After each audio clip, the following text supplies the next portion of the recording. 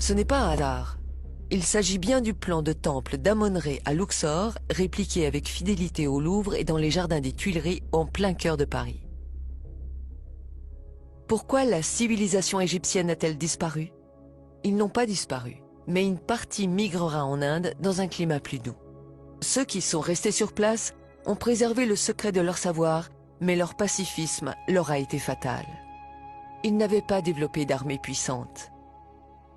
Tous ceux qui visitaient l'Égypte repartaient éblouis par le pays des Lumières. Au fil des siècles, le savoir d'Imhotep et des Égyptiens s'échappera et se propagera à travers le monde entier. Leur savoir ne sera pas perdu. Il sera partagé, parfois pris de force par les Perses, les Grecs, les Philistins, les Romains, le monde entier. Il sera transmis de génération en génération. Pendant presque 3000 ans, Imhotep a été vénéré comme un dieu. Des pèlerins venaient chaque année de tous les coins du monde jusqu'en l'an 350, date à laquelle Constantin décida de convertir tout l'Empire au christianisme. À partir de cette époque, les temples dédiés à Imhotep le prophète seront détruits et les prêtres massacrés. Les croyances païennes et égyptiennes ancestrales seront toutes effacées. Imhotep sera remplacé par Jésus-Christ et il tombera dans l'oubli. Le traité d'Imhotep sera remplacé par le serment d'Hippocrate. Les Afro-Égyptiens étaient vus comme des dieux pour les peuples qui les rencontraient. Nous réalisons maintenant qui sont ces extraterrestres et ces dieux. C'étaient les premiers scientifiques de l'humanité, les pères de la chimie, de la physique, des mathématiques et de la géométrie. Les Égyptiens ont fondé la civilisation moderne. Le Nil était doublement sacré. Il offrait de la nourriture, mais pas seulement. Le Nil leur a donné ce qu'il y a de plus précieux au monde, le temps. Du temps, 4 mois par an pour réfléchir et observer. Du temps pour faire de la science. Qu'est-ce que la science? Quelle est la définition de la science même? La science est expérimentale, vérifiable et visible. Des milliers de livres écrits, proposant chacun une hypothèse pour écarter les Égyptiens et mettre à la place une civilisation extraterrestre, Atlante, astronautes disparus ou des esclaves, c'est de la fiction, de la fantaisie et non pas de la science. Il n'y a aucune preuve pour affirmer l'existence des extraterrestres. Sans jouer avec les mots et avec la sémantique, sans faire de philosophie, le fait de ne pas avoir de preuves scientifiques est déjà une preuve. Depuis des milliers d'années, nous sommes seuls sur la Terre et nous le resterons pour longtemps encore, seuls face à nous-mêmes. Ces théoriciens de l'ignorance et de l'obscurantisme appartiennent désormais aux poubelles de l'histoire.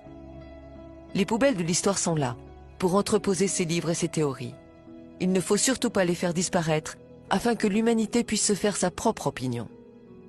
Croire que le développement et l'intelligence humaine soient venus d'ailleurs, c'est beau, c'est romantique.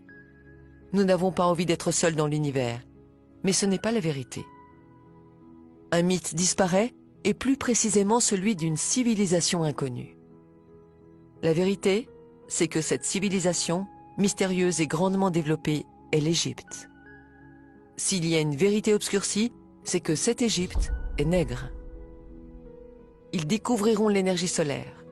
Sans l'énergie solaire, il n'y aurait pas eu de pyramide. Les Afro-Égyptiens ont découvert que la Terre était ronde.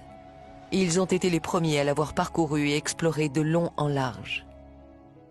À chaque fois qu'une civilisation a été mise en contact avec l'Égypte, des temples ont surgi et elle a été propulsée en avant.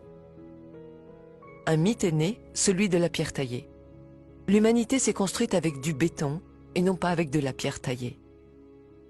L'histoire antique de l'Égypte, de l'Afrique, de l'Asie et de l'Amérique est à réécrire entièrement. Avant les sculptures de Michel-Ange, il y avait la perfection égyptienne.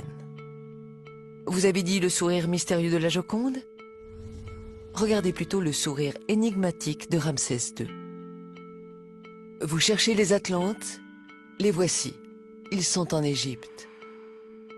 Avec les tandems chimie et physique, maths et géométrie, l'Égypte nègre a permis de bâtir des temples, des rues, des maisons, des stades, bref, de quoi construire l'humanité. Ils ont posé les piliers de la science, le premier alphabet et son art, la philosophie, la médecine, les religions. Ils sont à l'origine des cultures du monde. Ils ont créé les cultures du monde. C'est cela le plus grand mystère de l'humanité. Là où ils mettaient les pieds pour se reposer, ils bâtissaient un temple et plus tard une ville était née. Posons la bonne question. Devait-on en finir avec le mystère des pyramides entretenues par certains égyptologues? L'Égypte a une tâche importante, celle de préserver le berceau de l'humanité. Il est du devoir de tous les pays de l'aider, car si vous n'avez pas de passé, vous n'aurez pas de futur. Imhotep a été le plus grand scientifique de l'humanité. Et les nègres d'Afrique ont donné leur savoir, la chimie, l'architecture, la géométrie, les mathématiques à tous les autres peuples. Et en retour, qu'a-t-elle reçu en récompense? Des siècles d'esclavage, de souffrance, la misère, les massacres, et ça n'en finit pas. Le pillage et l'insulte envers l'Afrique continuent. Et si enfin on mettait tout en commun? Il est temps que l'humanité grandisse.